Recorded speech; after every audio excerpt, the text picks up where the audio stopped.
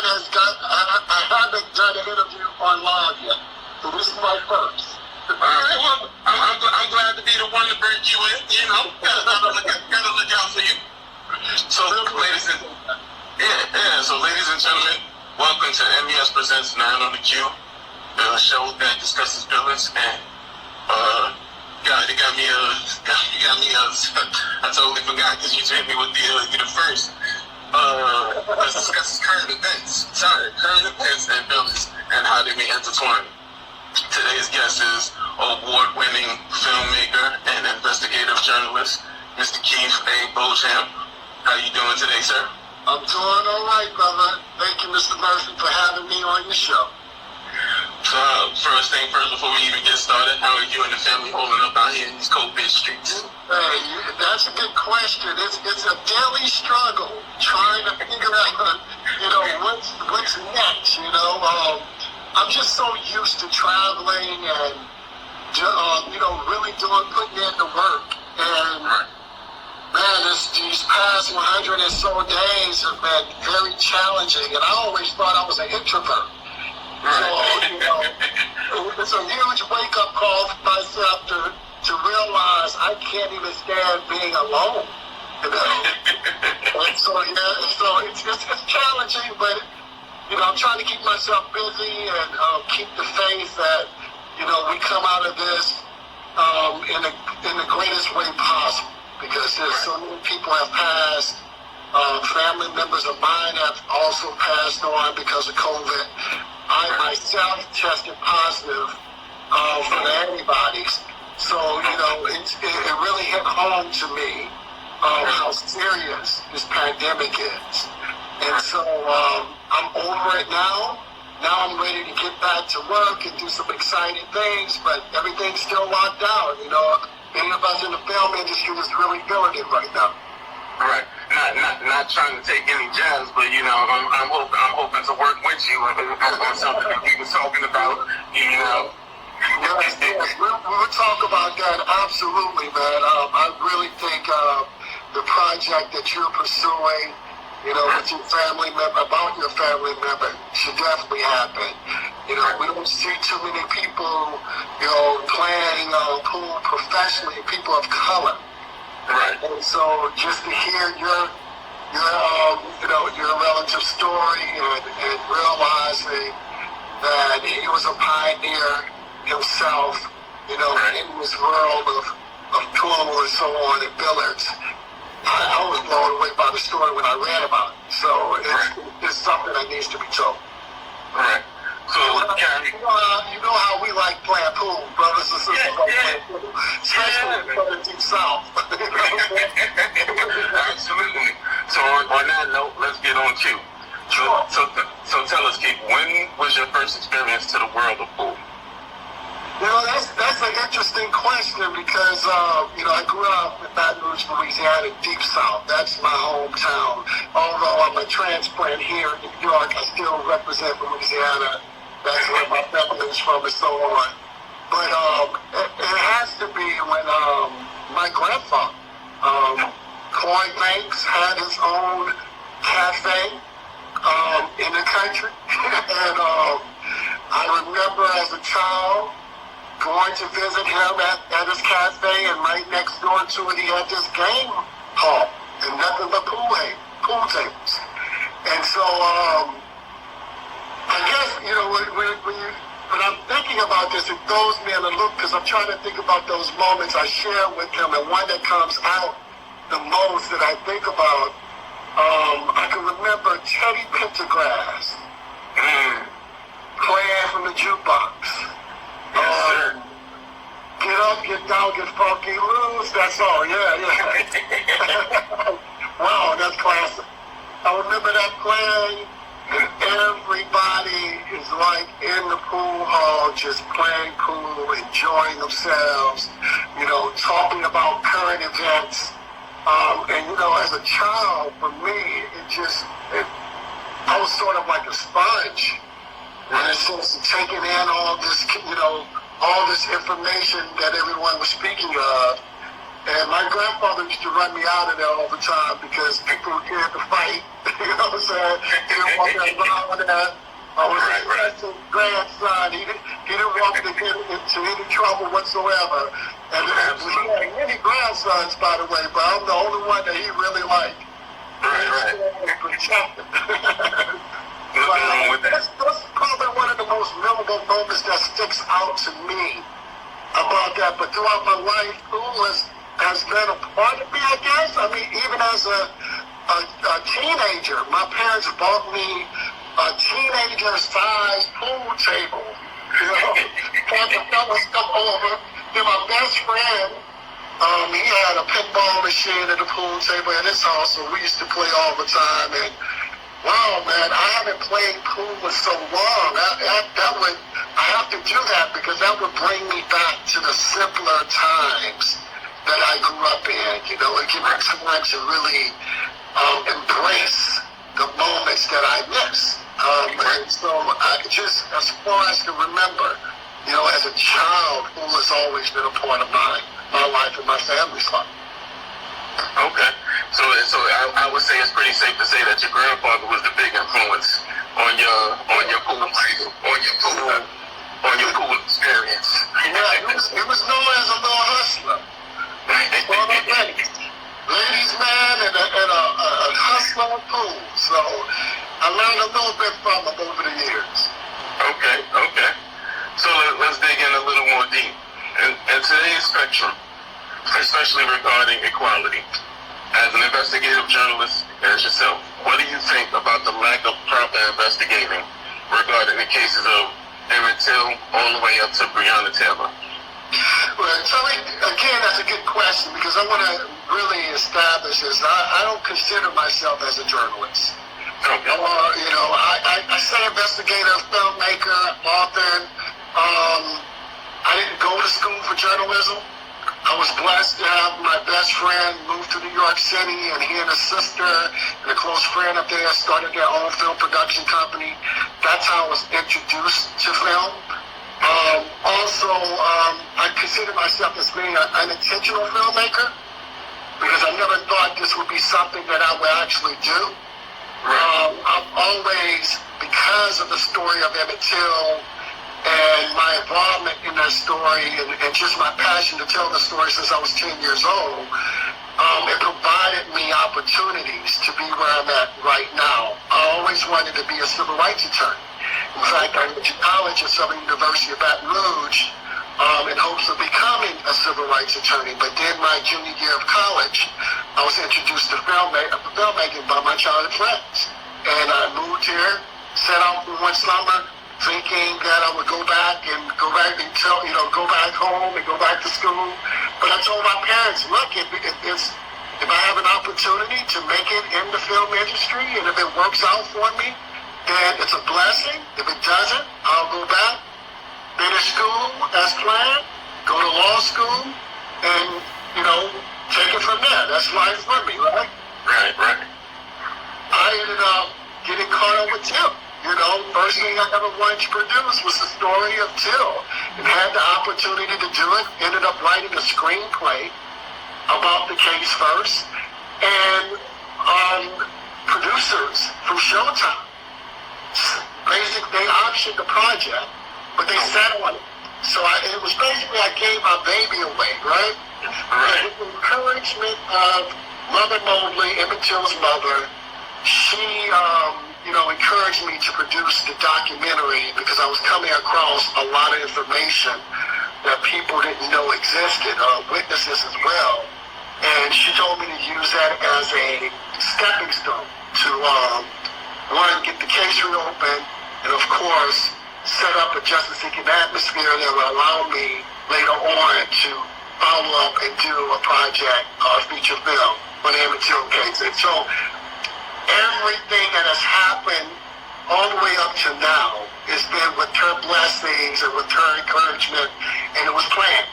So I can't say, my journey was something that came off easy because I had, the plan is not a plan, but just happened coincidentally.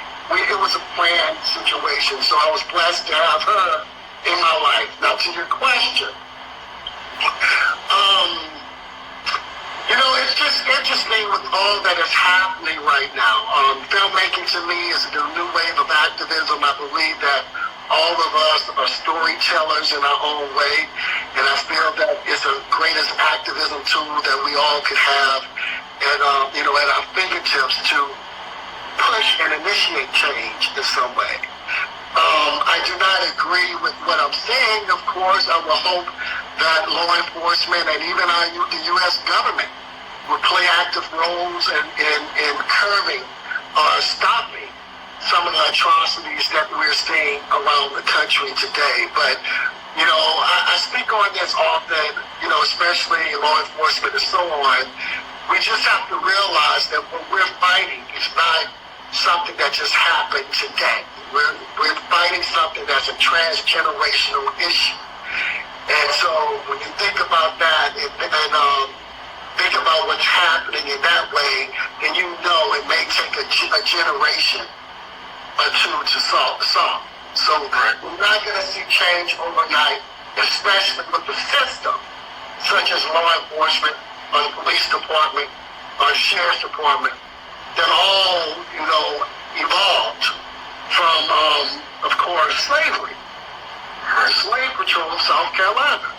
So if you have an institution that's already based on the pain of slavery, the horrific practice of slavery, then it's going to continue to be that way. I don't know why people expect to see something different. If the roots are rotten, then the fruit that it bears most of the time is going to be rotten as well. And so I'm not saying that we don't need law enforcement. We do need law enforcement, but we need good policing. And so, being that I'm a scholar of history and a lot of the cases and projects that I've worked on, I should say, are cases of unsolved civil rights murders. I've investigated many victims who lost their lives at the hands of police. And so we may have to go back to some of the old-fashioned way of policing where, people who are in these communities or policing these communities are from these communities. It's not like we have now. We have so many police officers who are coming from their community and they're, of course, patrolling another community, many times different nationalities and races, people that they can't even identify with. And so we find ourselves in that issue, but also on the flip side of it, with all this carnage that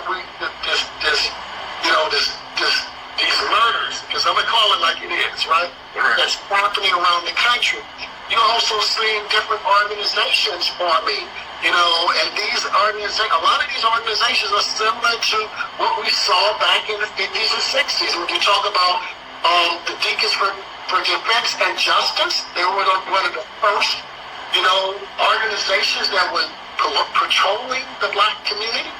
Of course, what came out of the Deacons, we all know about the Black Panther Party. They actually modeled themselves off of the Deacons for Defense and Justice. But you also have a number of other, militia organizations that are out there too. So we need to be careful. I guess that's what I'm getting at. We need to have great policing. We need police reform. We need to allocate funding, of course, to different initiatives that's going to help the community, or even better, the relationship between police, law enforcement, and civilians. And so there's a number of things that has to happen, but I have to be honest with you, Tariq.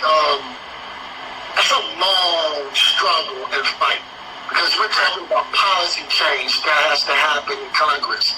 And in the Congress that we have right now, you see what's happening. We're doing great in the Congress. On the Senate level, it's a struggle. You know what I'm saying? So it's going to take years for us to get this thing right. But we also have to call the enemy for what it is.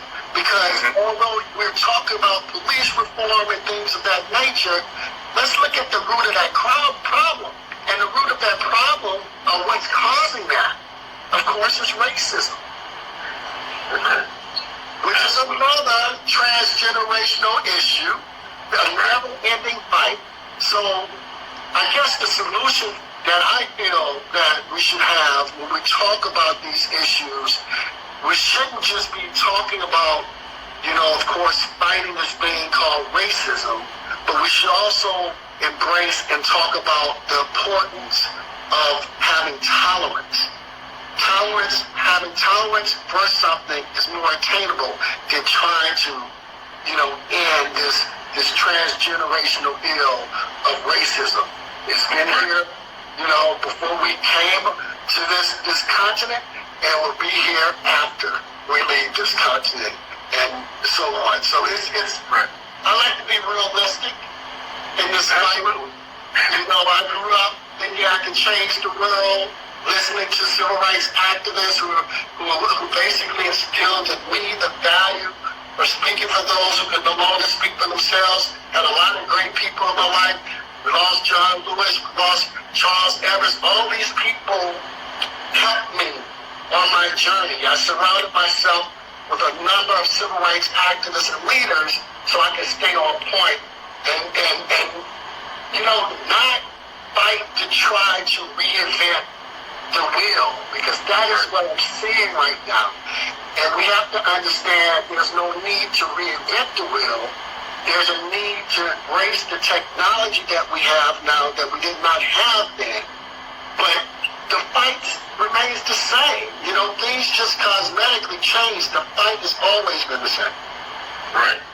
So with that aspect of you saying that it's not going to change overnight, my next question to you would be, with the Black community, calling for systematic reform and budget reallocations across the nation, yourself as a Black man and as a filmmaker, what do you think should be the government officials' essential priority to move towards that change?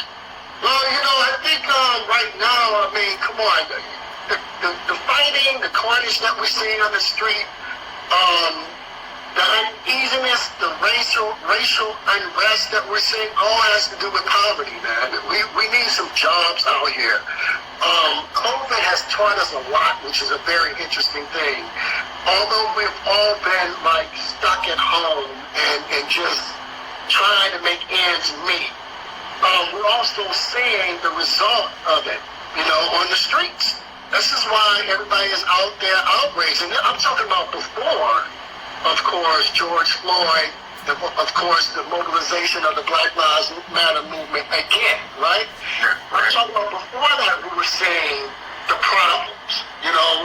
Chicago, all over, the country was having, these crime problems, these issues with crime, right? And shootings and so on. Police shootings has always been here. You can go back and read the works of James Baldwin. He talks about it all the way from the 60s. You can go before that. So what we're seeing is, again, it's nothing new. We're seeing things in real time because of technology. Technology has made it easier for us all to see. But what I'm saying is, I think we need to focus on, just jobs for the Black community, our communities of color. We all need to eat. If you're living in poverty, most of the time it breeds violence because people can't survive. And then when you talk about something that we're going through now, which is bananas, I would have never imagined us going through something like this, right? If you think about what we're going through now, I can't even, imagine what's going through so many people's heads right now. Those who have less than what I have. Because it's a constant struggle, man. The reality is that, it's a scary situation. I had friends reaching out to me, asking me to borrow money, and I was scared to give money. Normally, I'm a giving person, I want to give it. But I had close friends who reached out to me asking, for some help. And I'm second guessing because I'm unsure about my future now. Exactly. And I think that was a lot of people. Yeah, that's enough to make anybody mad and angry, man. And it's just, it's a frustrating situation, and you cannot, what I'm trying to say, you cannot be upset versus pain. We take on pain differently. And what we have endured since we came to this continent, man, I can't, it's going to take us generations and generations to get our minds together to live in a manner that we hope to live in. And so I can't blame anybody for their constant, their actions, really, and I know that's something crazy to say, but I can't because I'm not in their shoes. And a lot of people are hurting right now. And so until we're able to have a level playing field in terms of job positioning in this country and so on, this struggle is going to continue because we know that the system that exists wasn't built for us. And that's it. So I'm hoping with the upcoming election, our so-called new dream team, right? I don't want anybody's political, affiliation or whatsoever, but anybody is better than who we have in office right now, and I have to be real with that. Right. So keeping that same aspect, when you talk about so many different aspects, so many different facets happening, at all times and at all different angles. So my question to you would be, do you think governmental systems in the Black communities should address concerns raised in a structured order or in any manner? It has to be structured because, I'm from the belief of the old school. The people who have the problems have the solution for their problems, right? I really truly believe that. And we've seen that throughout history how, we've picked up, not picked up, but how we were able to overcome the issues that were happening in our community. We spoke of the Black Panther Party. You saw the work that they were doing. The Deacons for Defense did the same thing. We have a lot of different organizations that does the same thing as well. So it's not like we don't have people in our communities who are really trying to, work for the betterment of our communities or have the solutions. I think we do have the solutions. When you get the government involved, I think that becomes a very scarce situation because a lot of times we have people in the government system that doesn't look like us or do not have, understand the culture that we have. Yes, we may have one black, one white, or one Hispanic, or so on, a person of color that's a part of the administration. But you also know that the system in which they're working in, they're fighting themselves. And so, it's a harsh reality, but, I have solace of understanding and knowing our history and understanding no matter what we go through, we're gonna survive and we're gonna be resilient. That's the ultimate thing that I always keep in mind, regardless on all the trials and tribulations that we have gone through. We're gonna always be able to survive. So with your project that you work so intensely on, the Emmett Till project, do you think your Emmett Till project laid the foundation, or rather the final straw, to establish the Emmett Till anti-lynching legislation? I won't say that. I would love to take credit. But I can't say that. I can say that I was an instrument in re-educating or educating those who had never heard about the story of Emmett Till.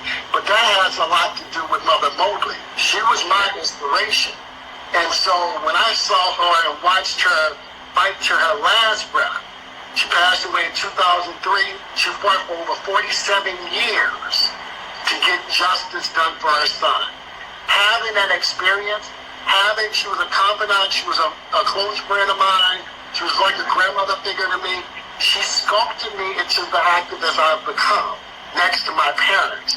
So I owe it all to her because she was my inspiration. Watching her fight to her last breath, man, an hour before her passing, we were talking and fighting for Emmett.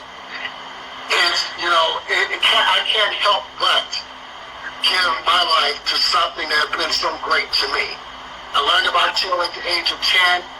Till has done a lot more than people really know when we talk about to society. Let's talk about it. We all heard Emmett Till sparked the American Civil Rights Movement. We have to put that story in its proper context. I don't think we have truly did that yet. Because even I have been at fault at some extent to why we don't have a clear perspective on the importance of the Emmett Till case to American society. And that's because, I was young. I was 22 years old when I started my research on Emmett Till. I'm 49 years old now. Over half of my life has been fighting for justice for Emmett Till. But, it's also, me understanding the things that Mother Mobley was trying to tell me before she passed away. Again, I'm this young kid being a sponge. I'm doing things that I'm asked to do, or I'm pretty much inspired to do. Yeah. Yeah, but you don't understand what's going to be the end game to it, right? You don't know what the results is going to be. I didn't know I was going to get the case reopened. Mother Mobley knew I was going to get it reopened before I did it. I just never wanted that weight on my shoulders. But having someone like that behind you and guiding you and believing in you in that way, that's been my whole inspiration. But the story of Till has not been properly told. And this is why you're hearing his name time and time and time again. Emmett Till is the Anne Frank of Black America. His case symbolizes grave injustice and also hope and change. Out of the murder of Emmett Till, you have the mobilization of what we now know to be the Civil Rights Movement. The Emmett Till murder takes place in the era of the Black Resistance Movement. It was Black Resistance, Black Freedom Movement first. Of course, when the trend came over to, and got support by different organizations and became integrated in a sense, it became more of civil rights. So you have Brown versus Board of Education that happened in 1954. Biggest landmark decision, lined by the NAACP. Their next big thing was to have anti-lynching legislature passed. I'm saying this to you because that's part of your question. We have been fighting for anti-lynching legislature for over close to 200 years, right? We were fighting for it in 1955 when Emmett's murder took place. So you have Brown versus Board of Education ending segregation in public schools. Out of that comes the formations of the Citizens Council. And what's crazy about it today, we're on a historic day. We're talking on a historic day, and I'm glad I blinked this way to explain what I'm talking about and how important it is to put the Emmett Till case in its proper context. So you have Brown versus Board of Education, the formation of the Citizens Council, who was against integration, who was against voting, and so on. Anything that was about racial progress, they were against. So, the Southern folks, you call them the Uptown Clan, right? And so these people basically pushed a reign of terror out in the summer of 1955. First murder was Reverend George Lee. That happened actually in May of 1955. Reverend George Lee was an NAACP official, member of the Negro Regional Leadership Conference. He was also a very great speaker, trying to register black voters. He was at a speaking engagement the night that he was assassinated by members of the Citizens Council. He was driving home. He was shot in the head by members of the Citizens Council who was trying to stop upward mobility of African Americans who were trying to utilize their rights, their constitutional right to vote. He was the first black voter in Humphreys County, Belzoni, Mississippi. Today is August 13th. August 13th, 1955 was the murder of Lamar Digby Smith. Lamar Smith was a World War I vet. He was also an NAACP member. He was a big leader in his community of Brookhaven, Mississippi. Shot on the courthouse lawn in broad daylight in front of about 100 people. Including the sheriff. Including the sheriff. Three men were arrested. Nobody was ever served time. Nobody was actually convicted. Mm-hmm. Yeah, they gave the show. They gave the show and dance like they were going to investigate it, and then charges were dismissed. It even went to a grand jury. Grand jury decided not to indict any of them. They saw the blood dripping off was one of the main members, of one of the perpetrators.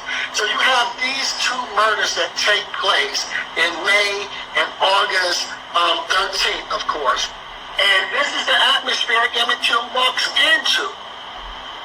So when Emmett encounters Carolyn Bryant at that store, the Bryant's grocery store and meat market in 1955, and he hit this wolf whistle, it changed. I shouldn't say it changed, but it shook this country to its core. Because it is because of that the American Civil Rights Movement moved into position. Because Emmett Till's murder Emmett Till became the perfect poster child to anti-lynching legislation. And so when you break it down in a manner that I just broke it down, then you would kind of understand why it's important to know that story. Because if we could arguably say that the Civil Rights Movement was the greatest movement that was produced by citizens of this country, the greatest and the successful, then you have to look at what sparked it. And it was the murder of Emmett Till. And so I say this because we're very excited about the Black Lives Matter movement. And and we have some mobilization. We got people geared up, ready to fight. But it's going to take some time to know that this movement is actually really a movement. Because after the murder of Emmett Till, you had the Civil Rights Movement. The Civil Rights Movement comes along. 1957, the Civil Rights Act that was passed, the Civil Rights Act of 1957, was inspired by the murder of Emmett Till. It's the reason why we have a Civil Rights Division of the Justice Department. So you fast forward to 1963, we're getting ready to celebrate, of course, the March on Washington and pay homage to Emmett Till because it will be the 65th anniversary to his murder. But nobody really understands or knows why was the March on Washington in 1963 taking place on the same date Emmett Till was murdered? Well, the organizers, A. Philip Randolph and Brian Rustin, they were inspired by the murder of Emmett Till. They were outraged, just like anyone at 55, about the murder.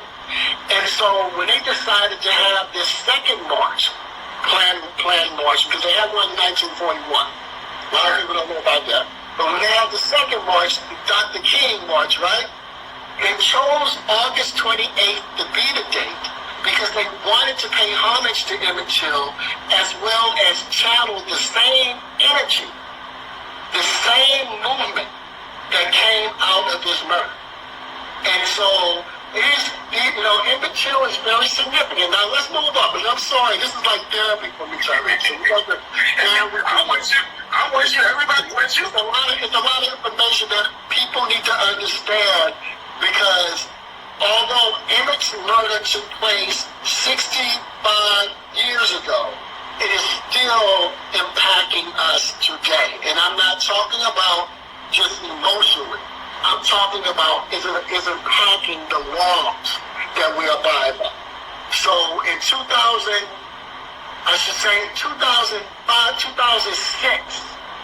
right when the Emmett Till case was reopened in 2004, it inspired the FBI to launch their Civil Rights Cold Case Initiative, where we were going back to revisit unsolved civil rights murder cases of our past to see if they've warrant new investigations and possible prosecutions. So off the heels of my involvement with working with the FBI just on the Emmett Till case, I was brought into this partnership with them to produce other films and to help them investigate other civil rights murders. So this is why my whole body of work has only been about civil rights murders and injustices and so on. So right after that, in 2007, we have the Emmett Till Unsolved Civil Rights Crimes Act that was actually created by, I'll just say, created by a close friend and colleague of mine, Alvin Sykes, of the Emmett Till Justice Campaign. And so that was brought to Congressman Lewis, and Congressman Lewis, of course, introduced the bill to Congress, and it ends up getting passed and signed into law by George Bush. And so the thing is, the gist of the law is basically allocating financing to investigate these unsolved civil rights murder cases of our past. And we had a threshold of only investigating cases from 1946, I think that was the oldest that I worked on, to 1970. So by the time 2016 came around, the law was up to expire. But thanks to Obama, before he left office, he signed a reauthorization of the bill, which now has a threshold of cases from 1969 or 70 all the way to 1980. So I have this new window of cases that we can go after and investigate, and we have funds to support it.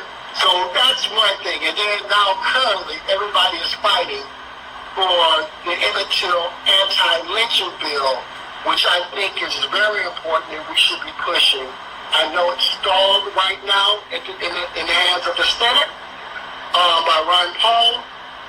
It's something that needs to pass. And the reason why I'm saying it, because a lot of people are thinking this is just a kind gesture thing, finally getting an anti-lynching bill passed. But no, it's going to have a great impact on us all. And the reason being is because in the case of Ahmaud Arbery, for instance, when you have a state that doesn't even have a hate crime law, right, which is bananas. Very crazy. Very. One of few, right? And then, everybody is wondering what the state and local authorities are going to do. Nobody trusts them. This case, if that law was passed, would have automatically fell in the hands of the federal authorities.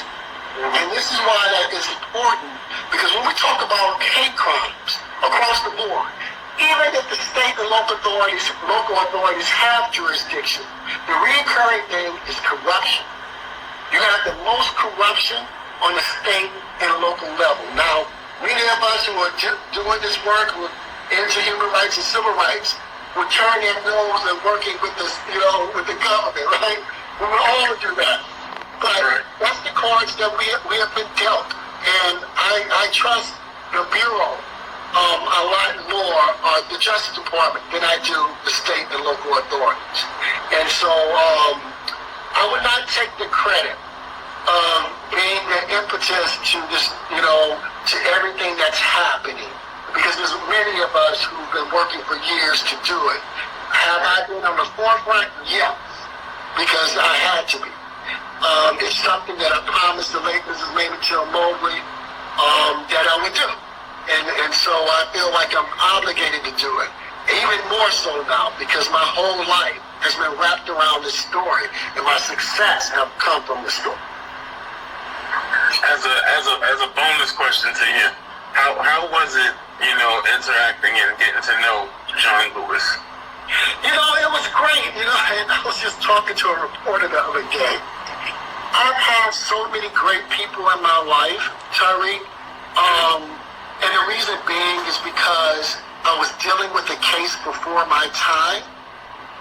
And, the elder generation, which they would call themselves the Emmett Till generation, those from the 50s and 60s who are part of SNCC and CORE and these different civil rights organizations, many of them would tell you their inspiration came from the murder of Emmett Till. I had the pleasure of meeting Muhammad Ali. He told me personally he began professionally boxing because of the murder of Emmett Till. James Baldwin was inspired by Emmett Till. Ron Serling was inspired by Emmett Till. So there's been so many people have been touched by the murder of Emmett Till and inspired. And so I had surrounded myself because early on in my career, before I even did the Emmett Till film, I started going to a number of Truth and Reconciliation Committees, conferences around the country, particularly in Jackson, Mississippi. Jackson, Mississippi is like a second home to me. And so the civil rights veterans of Mississippi would get together every year and have these conferences and so on. And I started attending because I was trying to do this film, right? And I befriended a lot of them. John Lewis, Lawrence Guillot, wow, who else? You know, Harry Belafonte, all these people, man, I befriended along the way because they helped me along my journey. And I wanted people like that in my camp because I need people to keep me on point. And as I said earlier, the work that we're doing, we don't need to reinvent the wheel, you know? We just need to understand the technology that we have and how to enhance the movement, you know, in some way. And so,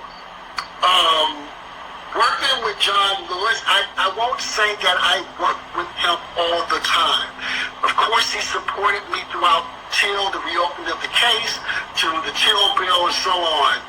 When I saw Congressman Lewis, it was always at the veterans conferences. And I would speak, you know, I would have to speak for the event and sometimes, and he would commend me, and we would talk a little bit about Till and how it's going and how I'm still fighting for justice in this case, and we would talk about cold cases because, you know, out of the Till, we opened the Till case, we started dealing with all these other cases. And so we would talk off and on those issues, and I was just telling a reporter recently, you know, I had a lot of great heroes in my life in the movement. Charles Evers, you know, was very close to me, Medgar Evers' brother.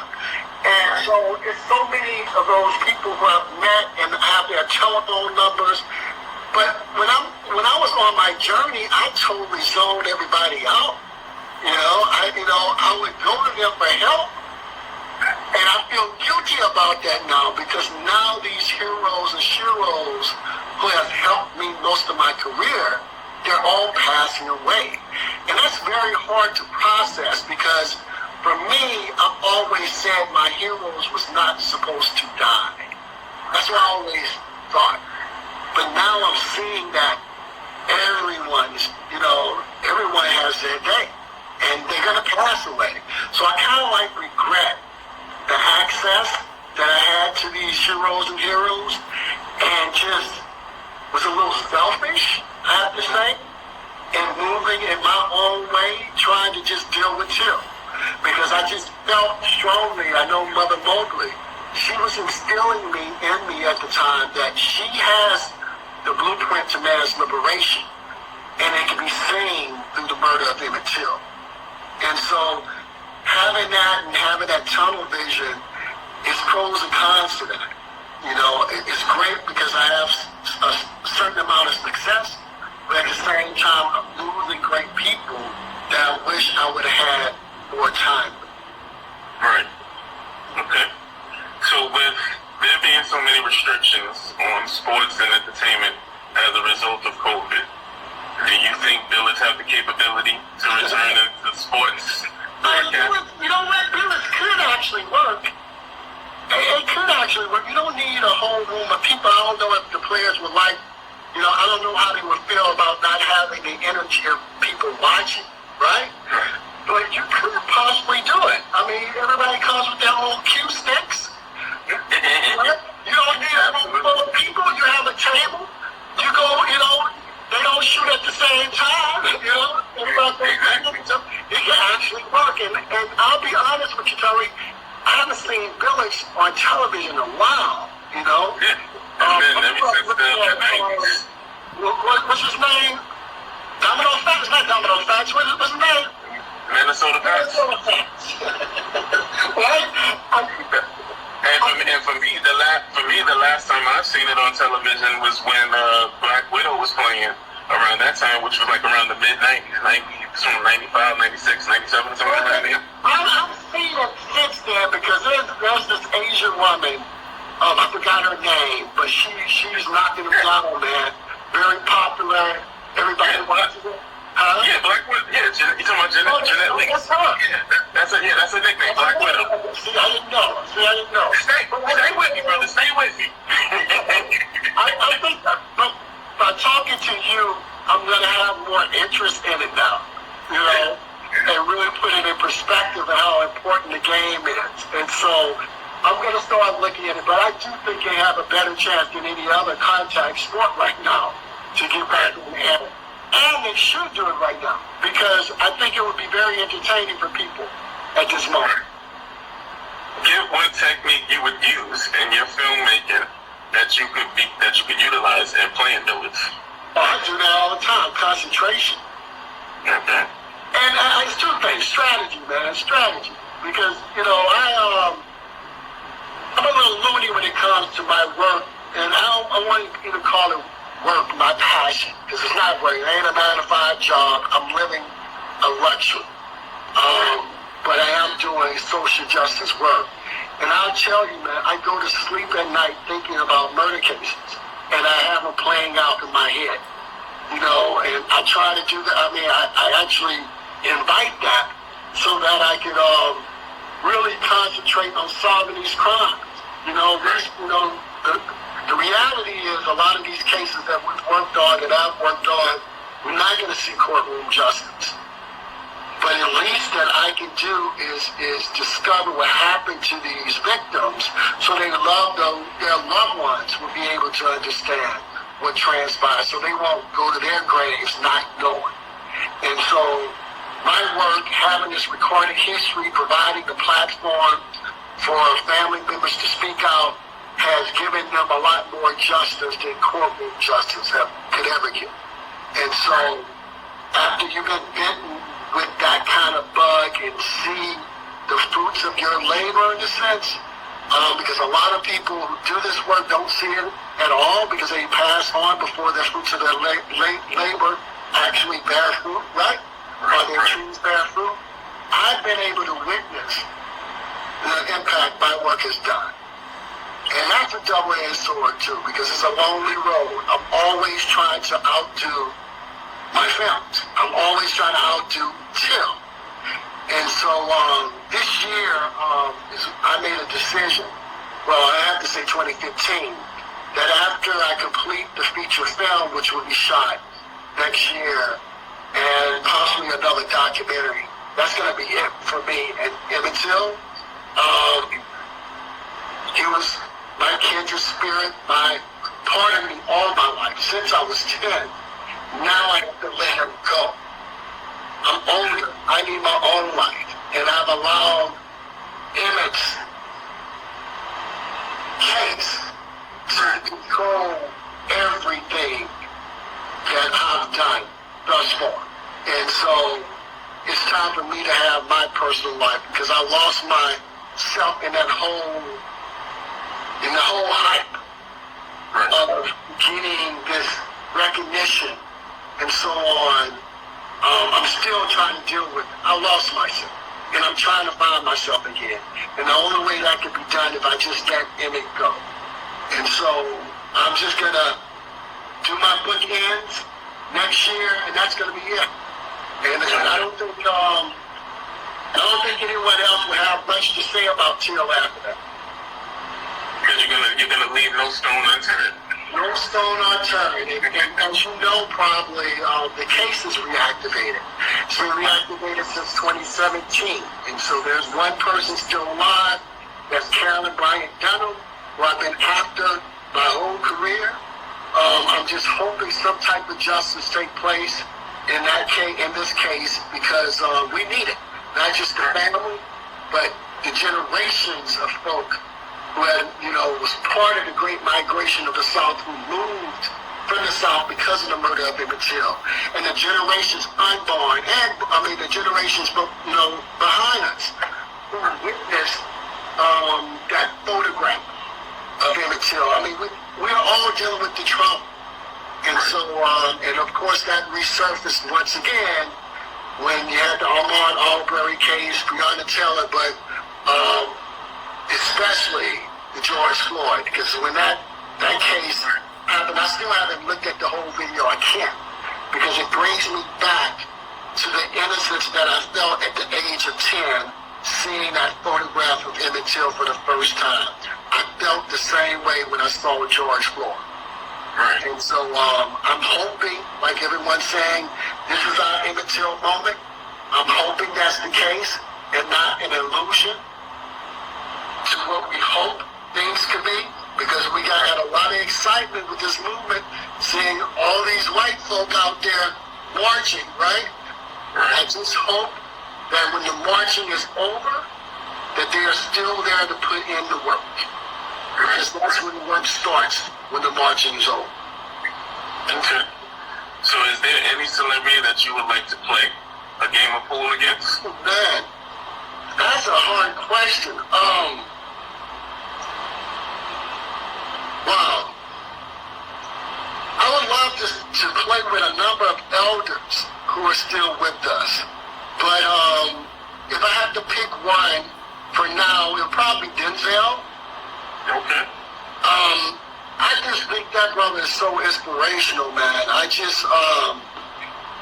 kind of know some of his family and relatives, and so I have never met him personally. I think I've spoken to his partner one time or so about Till back in the day, which is funny. But I would have to say him, because his career was sparked later on in life. He's been extremely successful since then. He has not let the stardom, the success or the celebrity get to his head.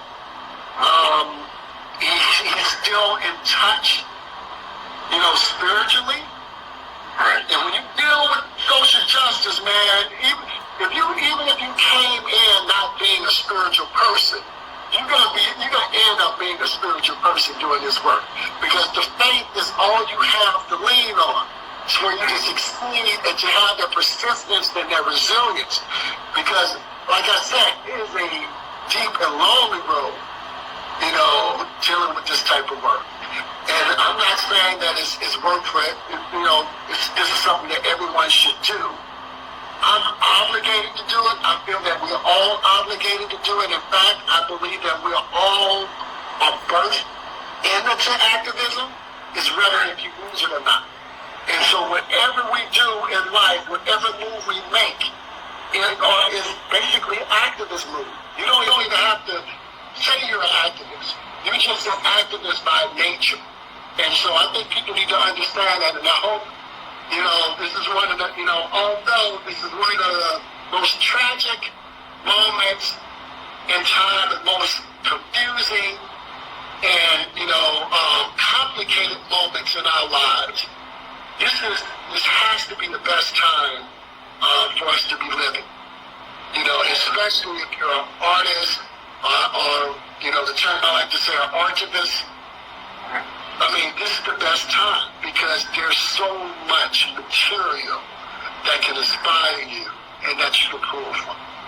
And that's very important. But Denzel would be someone I would love to play pool with and just, talk about life lessons. It's back to business. Yeah, but sorry about that. I guess we were taking too long for Instagram, It's me talking, so this is like a huge inspiration to sit down and talk. I don't ever have time to really talk about and revisit, my journey. So I really appreciate you providing this platform for me, because it's sort of therapeutic in many ways for me. And so, it's just, this is a great opportunity, and thank you for that platform. Absolutely. It's not only therapeutic, but it's also educational, particularly for those that were in viewership and they were able to see this and they were unaware of some of those facets that you spoke about as pertains to Emmett Till and his whole journey, his whole matters leading up to, the incident that happened with him and to this present day, and all of, the work that went into, getting the whole process to this point. So it's definitely appreciative, And so when you left off before we got the cut, you were talking about how you was working with CBS on bringing back the Injustice file. Yes, that's in the plans, and then I have some other projects that I'm creating. I have a Alton Sterling documentary that took place in my hometown of Baton Rouge, Louisiana. Young man who was shot in I think it was 2016, if I'm not mistaken. I have so many dates running through my head, and then I have a documentary on the great Fannie Lou Hamer, which is very important to me. So I'm hoping to get these projects completed before the year is out. I'm hoping to get Fannie Lou Hamer in place and done before the elections. This is very important. As I mentioned earlier, and as I keep saying over time and time again, what we're seeing today is nothing new. Right. And we have to realize that. And this is why it's so important that while we have our elders still with us, to be a sponge and talk to them, because they were dealing with more turbulent times than we were dealing with those issues. We're beneficiaries to the fight that they led. And so a lot of us speak from places of privilege. Right. And we have to be, in touch with that reality. Our mindset may be different, but it's all because we stood on their shoulders. Mm-hmm. So it's the same. And so I believe, I'm a huge, huge fan of Dr. John Henrik Clarke. He was my mentor's best friend. He said often, no people are truly free until they become the instrument of their own liberation. Freedom is not to be bequeathed from one generation to the next. Each generation must take and maintain its freedom with its own hands. Mm-hmm. I truly believe that. That is the truth. We all have a role to play. We're all obligated to play these roles and to making a difference in society today. Okay. And on that note, I want to thank our award-winning filmmaker, Mr. Keith A. Beauchamp, for joining us today. I'm definitely going to reach out to you behind the scenes. We got some things that we got to do this, man. We got to figure it out. Yep. I'm gonna send you well, I already sent it to you, so you just gotta take a look at it. So yeah. I'm gonna take some time and read the script, and we'll talk, because it has to be told, man. Because like I said, when I read about it, I was blown away. I'm like, wow, this is a great story. Just the time frame is just a very fascinating era. Right. There's so much we can learn from this.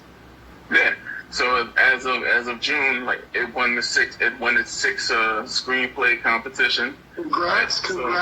We get in there, man. We just got to get this thing in the right hands. Like I told you behind the scenes.